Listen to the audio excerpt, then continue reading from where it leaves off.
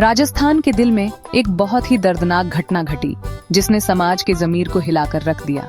चित्तौड़गढ़ जिले का अलखेड़ी गांव एक खौफनाक जुर्म का गवाह बना, जहां 10 महीने की बच्ची मिश्ती की जान चली गई।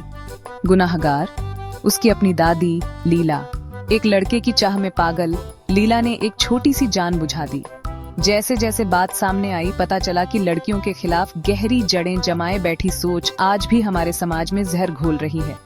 लीला समाज के दबाव में बेटा पैदा करने के लिए अपनी पोती को एक रुकावट मानती थी। उसकी गलत सोच में पोती के होने से बेटा होने की संभावना कम हो जाती थी। पितृसत्तात्मक परंपरा में इस अंधविश्वास ने उसे इस हद तक धकेल दिया कि उसने एक ऐसा जुर्म किया जिसे समझ पाना मुश्किल है।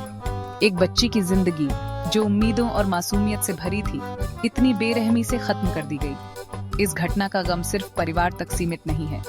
ये घटना हमें याद दिलाती है कि लड़कियां कितनी असुरक्षित हैं, खासकर ऐसे समाज में जहां इतनी पुरानी रूढ़ियां हैं। मिष्टी की कहानी हमें इस कड़वी सच्चाई से रूबरू कराती है कि अपने परिवार में भी लड़कियां हमेशा सुरक्षित नहीं होती। ये एक ऐसी सच्चाई है जिसे हम एक समाज के रूप में अब और नजरअंदाज नहीं कर सकते।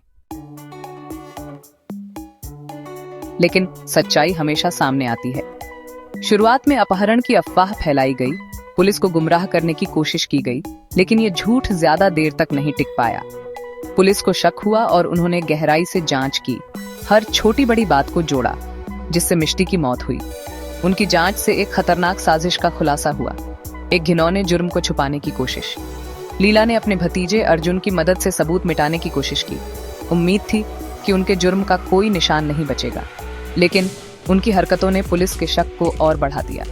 पुलिस इंसाफ दिलाने के लिए सच्चाई सामने लाने पर अड़ी रही, चाहे वो कितनी भी गहरी क्यों न दबी हो। जांच की आंच में झूठी कहानी टूटने लगी और असली सच्चाई सामने आने लगी। जांच से पता चला कि लीला कितनी हताश थी और पोता पाने के लिए वो किस हद तक जा सकती थी।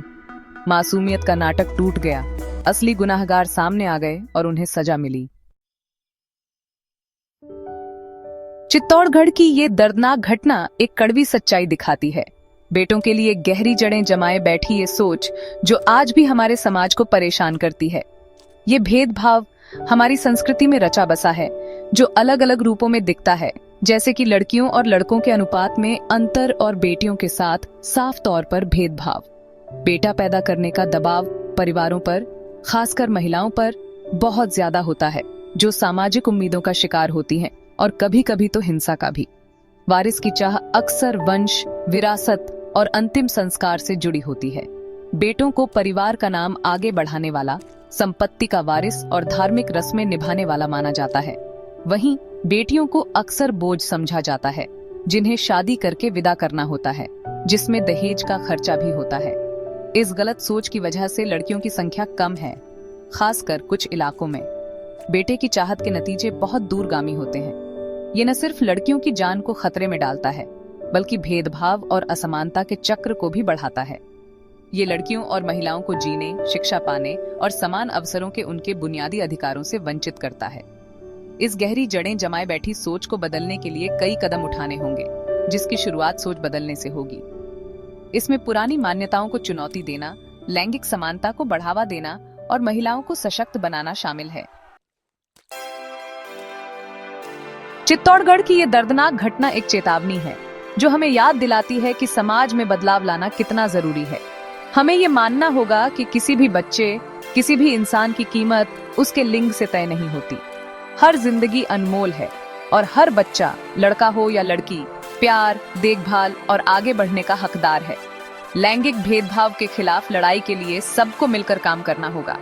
हमें उन पुरानी रीतियों को चुनौती देनी होगी जो इस भेदभाव को बढ़ाती हैं। अब वक्त आ गया है कि हम उन पुरानी मान्यताओं को छोड़ दें जो बेटियों को बोझ मानती हैं, और इस सच्चाई को अपनाएं कि वो समाज में बराबर का योगदान देती हैं। शिक्षा, जागरूकता और सख्त कानून इस लड़ाई में जरूरी हथियार हैं। हम सबकी जिम्मेदारी है कि हम एक ऐसा समाज बनाएं जहां हर बच्चा, चाहे वो लड़का हो या लड़की, सम्मानित महसूस करे और अपनी पूरी क्षमता तक पहुंच सके। आइए हम ऐसे भविष्य के लिए काम करें जहां मिष्टी जैसी कहानियां दोबारा न हो, जहां हर बच्चे का जश्न मनाया जाए और जहां बेटी का जन्म निराशा से नहीं बल्कि खुशी और उम्मीद से भरा हो।